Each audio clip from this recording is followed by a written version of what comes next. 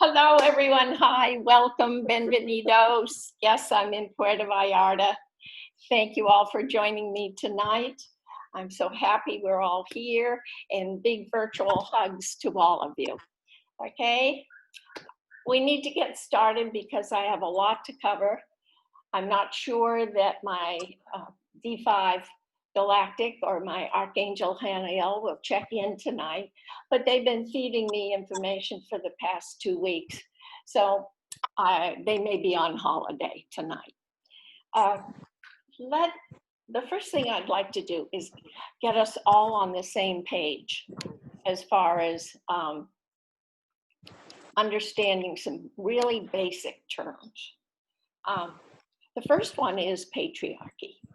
You know, what is the patriarchy?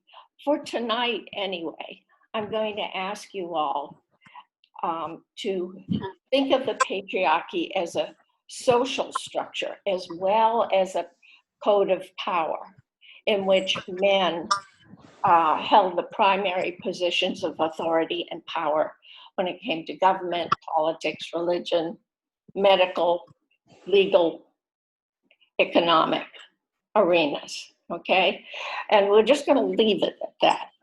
I'm skipping the judgment, guys. And I'd like you to understand what a paradigm is. A paradigm is a general belief held by the majority that creates circumstances and energy field events around which we all operate. So think of the paradigm as a set of ideas, an ideology. And in the case of this third dimensional patriarchal hierarchy code that we're moving out of, it acts to explain and justify the dominance of men and attributes everything to the inherent differences in between male and female, men and women. Okay? When there's a paradigm shift, for instance, we used to think the world was flat, and then Columbus came in and we believe it's round. It creates what we call a new dimension, a new way of thinking, a new way of operating. It's a new awareness that changes life, and it changes life in a rather dramatic way. Okay? So here's the thing. We have dimensions in life, and science is always talking about them. I am not talking about the scientific perspective on dimensions tonight. I am talking about the spiritual metaphysical perspective, which is about consciousness and awareness and how we need to play with it and how we need to raise it. So most people will tell you there are 10 dimensions of consciousness, of elevating the spirit, okay, of elevating who we are.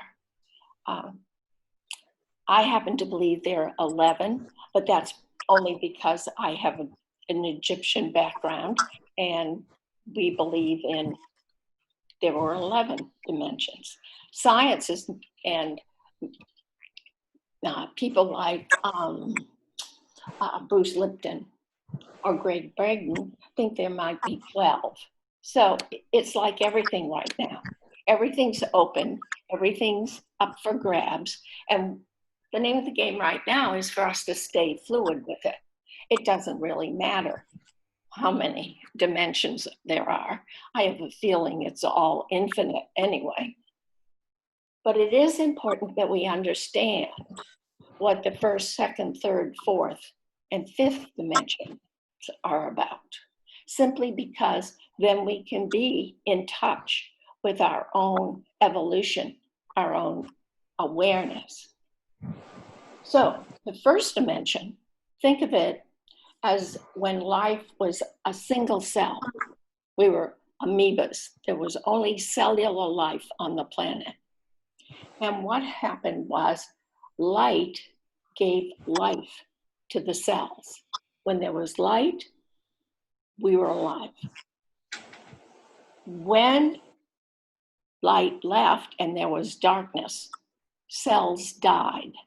And in that experience, we brought back into our cellular structure that light is good and darkness is not so good or bad.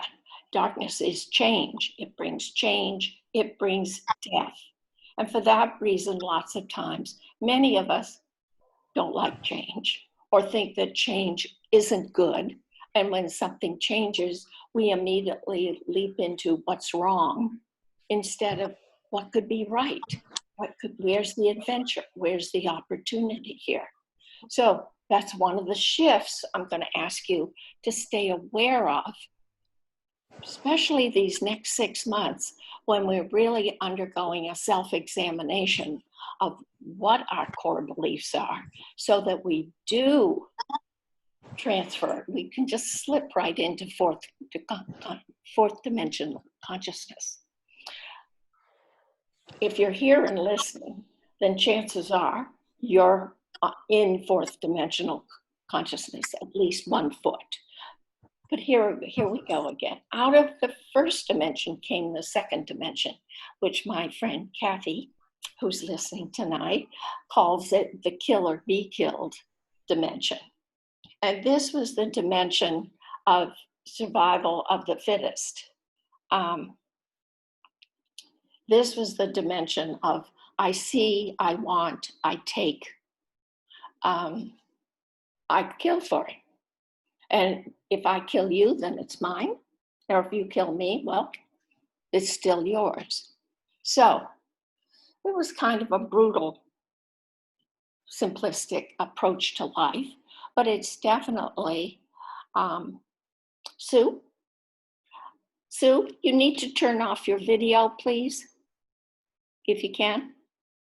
And the audio. Okay, great. Thank you.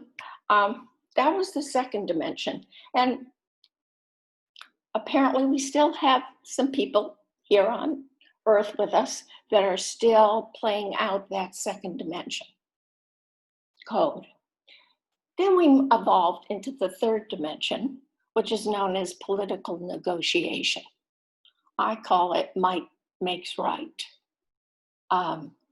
which is, again, an offshoot, a branch of survival of the fittest, but it moves us right into solid patriarchal thinking of divide and conquer, of I need to dominate, I need to be on top to survive. So it's, when we look at today's world, we don't see much political negotiation. What we're seeing is an exaggerated format of the patriarchal thinking, the power code that says you control the environment through fear and intimidation.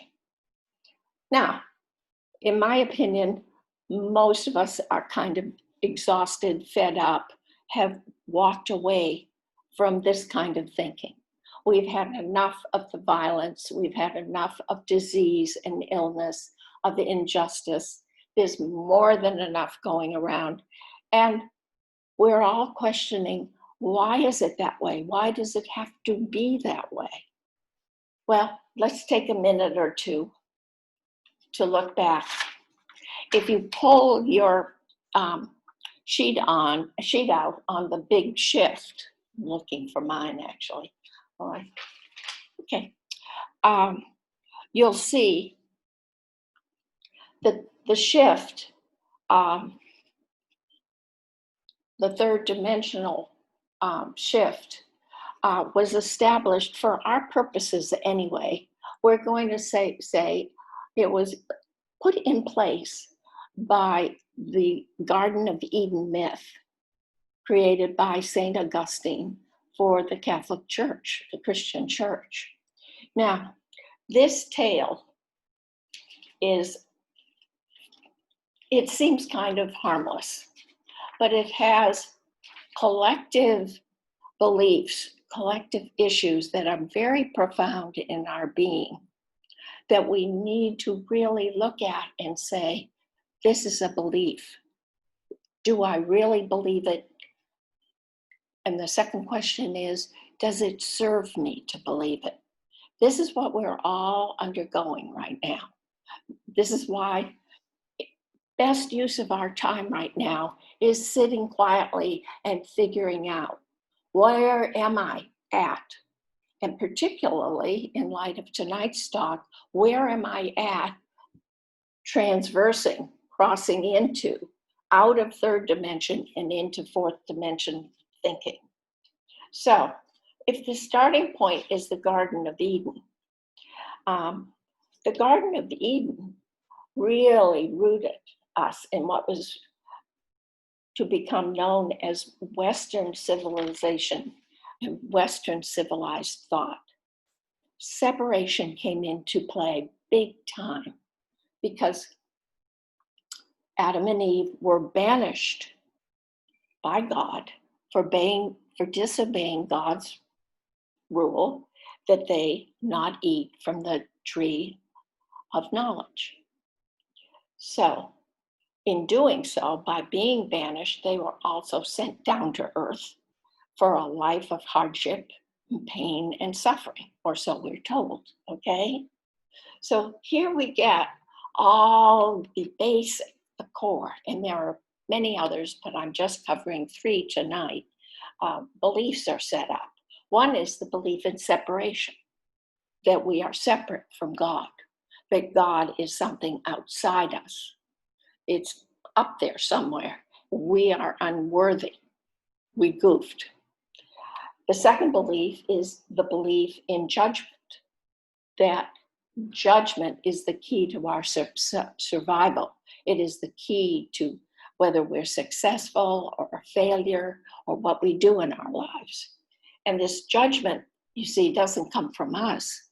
The judgment due to the garden story takes us outside ourselves. And the third paradigm is we now live and grow and evolve by pain and suffering, by experiencing it, by overcoming it. We grow that way. This will make us stronger and wiser. Now, I fully admit it does. Not all the time, but most of the time we can say it does. But the point is, do we have to learn, evolve, and grow that way? That is what we can begin to question. This is what the thinking that became much more prevalent during the winter solstice in 2012. I think it was December 21st, when there was a magnificent conversion of cosmic energy that came all together, highly remarkable. We combined about 250,000 years of life and living here. They all met together and imploded and exploded in a good sense. Think of firecrackers on the 4th of July. This was an exciting event. This was not gloom and doom stuff, guys.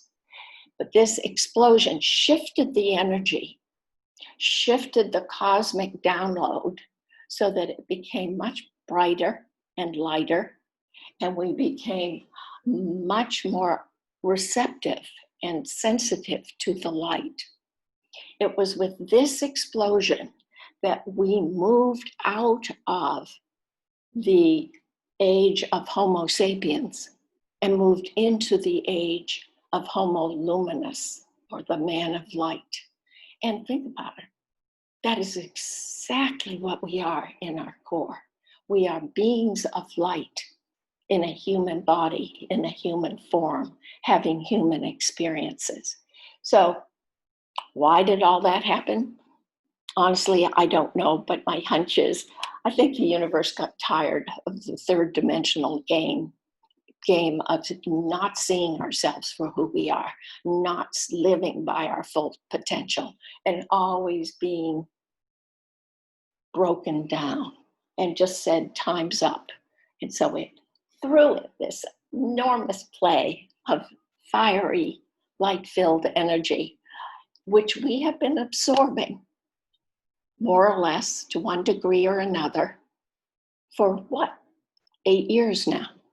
And what we absorb or how much we absorb is totally up to our own self and our own level of evolution. So there's no standard, there's no one way to do this. This is the fun of it all. This is what makes moving out of third dimension great. Because once we bought into the story of Adam and Eve and the Garden of Eden, we bought into a consciousness, if you look on your page, left-hand column, of being outer directed. And outer directed means we thought and organized our life about meeting someone else's standards, expectations, wishes. And we use that to define and validate ourselves. And that's where the rub begins. Because spiritually, we are whole and complete. We do not have to go outside ourselves for anything. But under the third dimension, we are not whole and complete. We are separate from God. We are separated, therefore, from our God self. We are not in a state of higher consciousness. So it becomes a conundrum. And being outer directed and constantly looking outside ourselves to the world to see what's going on and how to react or respond to it has slowed down our evolutionary process, our capacity for greatness. So all we need to do is look around the world today and see how outer directed has really played into the hearts, not into the hearts, into the minds of most of mankind. And this is what we need to pull back. It's interesting to me that Louise Hay says that viral infections, as she calls them, are lack of joy in living.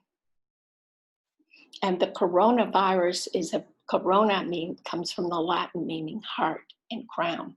So that lack of joy in living is what is pervading and causing all this disruption from my point of view. And I'm sharing it with you tonight because I think if we can reinstate our joy in ourselves as loving, creative beings and explore it and activate it more in the world, that's the best way to get rid of the virus and all this bickering and nonsense going on.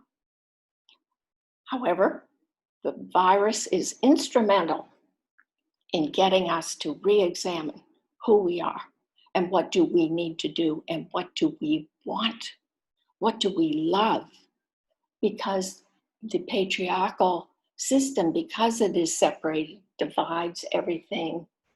It fragments everything, both inside us and in the outside world, so that the fragmentation leads to divisiveness, seeing what's different, not liking it. It leads to competition because we feel we need to prove ourselves and we need to secure our safety in the world. And when we win, that means we're better and best and important, so we will survive and we can dominate. When we think about it, this is a system that really hasn't worked too well. It just hasn't, because it's all based in doubt, fear, and lack. That I'm not good enough, I'm not enough, I don't deserve. And I just say the time has passed. This is old format thinking. This is the thinking of the Model T, okay? Model T was a great car, served a great purpose at one point in life, but do you really want to still run around in a Model T? Especially when this fourth dimension, which is not into separation, it says we are connected. The first thing you and I must do in order to move more solidly, more firmly, into fourth dimension is to reject the interpretation of the church and St. Augustine that said we were banished, we weren't good enough, we weren't naughty.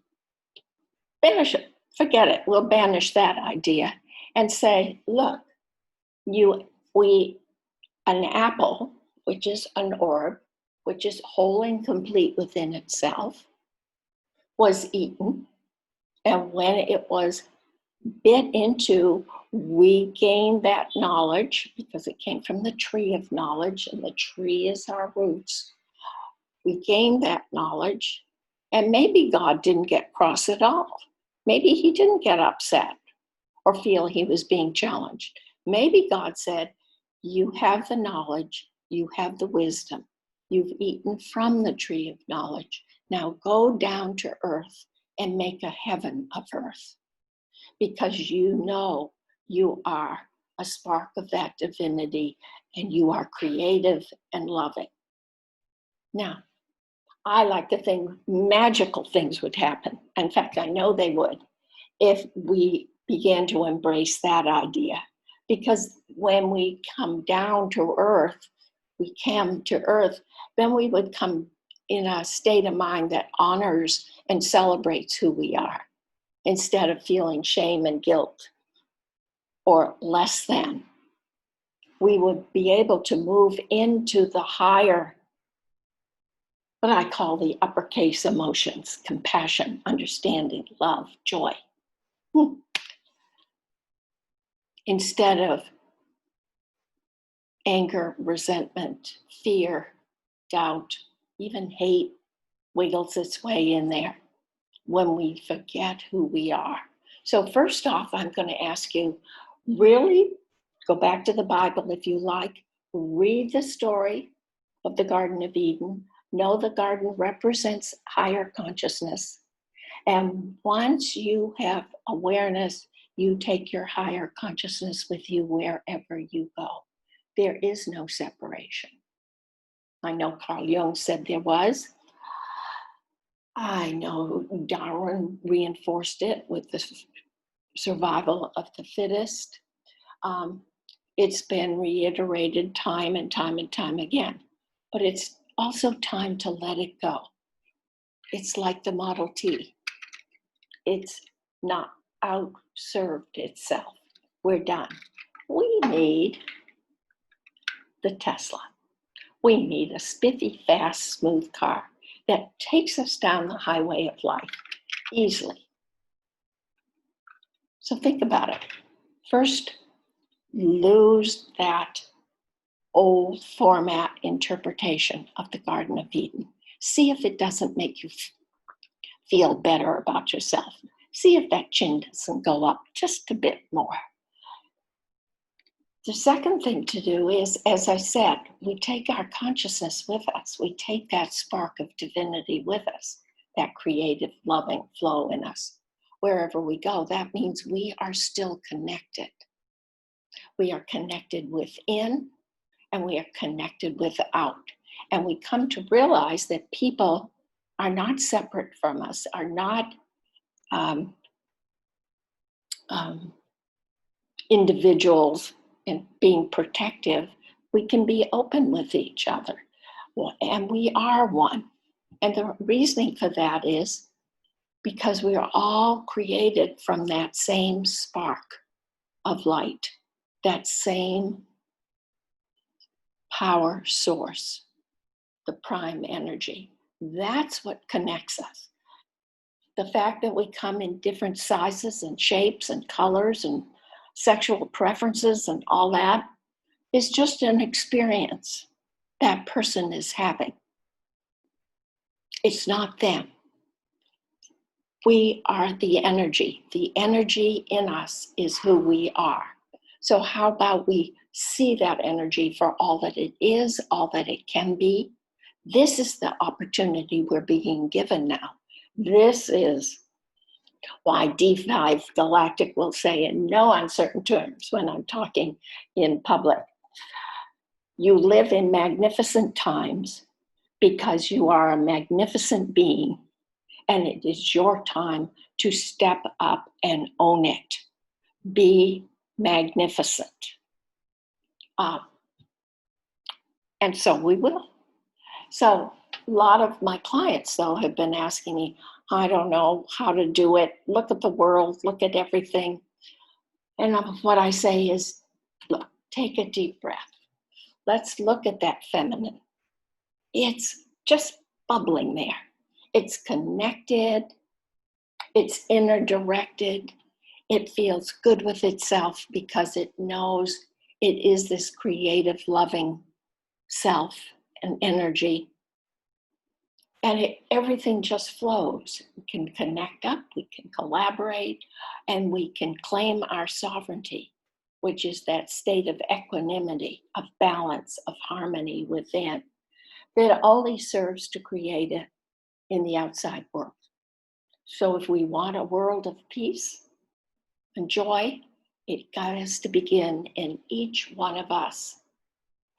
And it's easy for us to say, well, I'm not going to make a difference. But the point is, yes, each of us is going to make a difference. Because if we sit in pea soup, if we sit being fearful, overwhelmed, depressed, angry, whatever, those are not emotions that get change created. Those are emotions that come from fear by thinking you're less than. So move into, I can shift. And when you shift, you are no longer contributing to the collective mass consciousness that believes the outside world is more important than your internal or inside world. You make an enormous difference how you think, how you feel, how you put out in the world. And you, in putting out with love, with joy, with feeling good, and yes, we're all going to have our down times and bad days, but they aren't going to run us, and we aren't going to end up in the dumpster because of them. We know it's like everything else passing through us. That's when we get to shift this world. And I think most people are ready for a shift. I don't know about you, but I am. I've had enough, and that's that. So there's just enormous opportunity that lies ahead for each one of us. Once we move into, I'm just checking the time. I've been talking like a Gatling gun, I know. Once we move into this space that's based in trust and love and abundance, and you can do it, start by rejecting the Adam and Eve story. Then the second thing to do, is, this is just a suggestion now, is to look at that left page about the patriarchy and all the different states it creates, the fragmentation and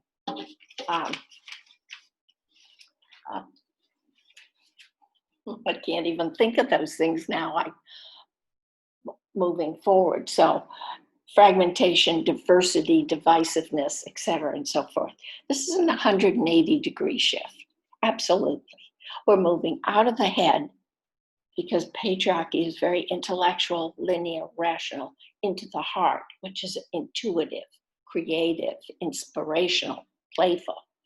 We're moving from a black or white, either or polarity into all, seeing the big picture. We're moving out of judging ourselves and others.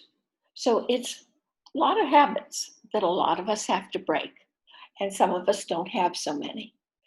So my suggestion is take a look at that third dimensional process, the power code there, and the effects of the power code, and ask yourself, am I still outer directed? That is the key question to be able to answer. Am I still outer directed? If so, how? If so, when? Who, what, where triggers me off my emotional core of balance and harmony, peace? Really sit down and get to know those particular situations or people, and so then ask the key question, what am I afraid of here?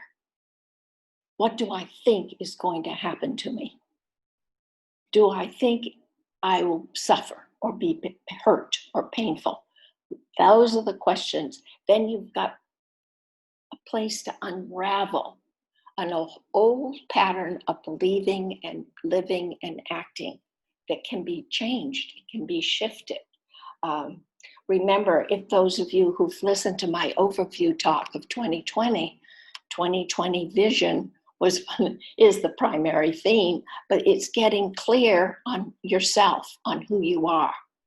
And then it will be somewhere in the fall that we really move out as a force, as an energy field that is in position to make a heavy, no, heavy is probably the wrong word, but make a dynamic change in the world, because you will have learned to trust and love and move beyond fear. So make that list and know what triggers you. So it calls for some really deep self-examination, but make time for it. You have time for it. We're still in quasi-lockdown. We may be back there. Then also you ask yourself, have I given up judging? That's the second, or maybe it's the third at this point, big question. Judging is limiting, restrictive, gets us stuck. The need to be right, the need to be wrong, the need to be good or bad, that all comes from the banishment, from the structure of separation and knowing how to survive. You're going to survive. You need to know what you're good with, what you love, what you do, and seeing the good in yourself. Think about it. What happened to you as a kid when you were really happy and full of yourself and thinking wonderful, happy thoughts? Chances are someone said something to the tune of, you're getting too big for your britches, or who do you think you are? We weren't allowed to be happy with ourselves or think wonderful things about ourselves. Now, of course, there's exceptions to every rule, but basically that was not what we were allowed to do.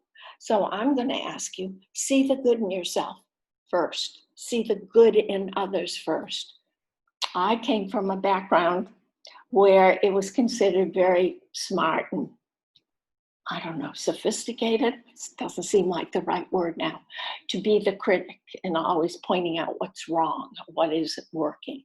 A lot of that came from fear of the other person, because we don't want them to be better, because then they'll dominate us. Or that's the mishigas that the mind gets into with this third dimensional paradigm of separation. So what I did to break the habit of always seeing what was wrong, or what wasn't working, or what I didn't like in someone, I went to Costco, and I love going to Costco. I grab a Pepsi and a piece of pepperoni pizza, and I would sit there. This was before the lockdown. I spent about 4 months last year doing this. And I would look at all the people at Costco. And every single person that went by, I would see something good about them, whether I loved their hair or their sneakers or the dress they had or the smile on their face. I trained myself. I had to retrain myself to get out of the critic and start seeing the good. And unwittingly, once I started doing that, I began to notice all sorts of magical, easy, wonderful opportunities and things started happening in my life, and things would just fall into place. But it's that shift. It's letting go of the protecting your heart and being willing to put your heart out there and gamble with it and just love, that really shifts your energy, your life experience. And eventually, when enough of us get it, it shifts the world. So that's my 3 or 4 suggestions to you. There's also my empowerment program, which I encourage anyone to take, because what we do is we release a lot of the emotional content of believing in the third dimensional beliefs that have you stuck. We move into the fourth dimension and we get the head and heart working together, interacting, which is really fifth dimension. So I love the empowerment program for that reason. But the choice is really yours. You have the choice, and it starts this month. How are you going to live your life? Are you going to stay third dimension? Are you going to opt? Maybe you don't like the Tesla, so get a Lamborghini or whatever. Which one? Both will get us down the highway. Which do you want to experience? You create it. And me, I'm for the Tesla. So you look at the world right now, there's not much you can rely on out there. And I think that's part of the universal plan. That's reminding me to wrap it up. That's where we're at. So, Model T, Tesla, I keep the sunflowers on my desk, on my coffee table all the time. It reminds me, in flower language, this is the message that says, have the courage to be happy. And certainly these days, we must be courageous to be happy. But the happiness is in the joy of being you. So, we're moving into lead with the heart, back with smart. Follow your heart. Really activate it. And just see the magic in your life. I've experienced such wonderful changes this year. I invite you to gamble on. Take a chance on your heart. Strip away all those protective layers and go for the gold. So that's it for tonight. I hope I've sparked your imagination and your intelligence. I hope I've given you something to think about and to even embrace. I'm planning to give another talk, maybe in 2 or 3 weeks after I get back from Boston and Santa Fe. And that will be more applicable to the now of living. But I wanted to get this basic information out to everyone so you have a bigger picture. And you can look at all this world and say, this is the transformation. We have to let go a lot of things that were in the dark. Now, with more light, we have to see them. We have to deal with them, but we can't let them run us. Okay? So, good night to you all. Stay well, be well, be very well. And above all, let's just keep smiling. See you soon.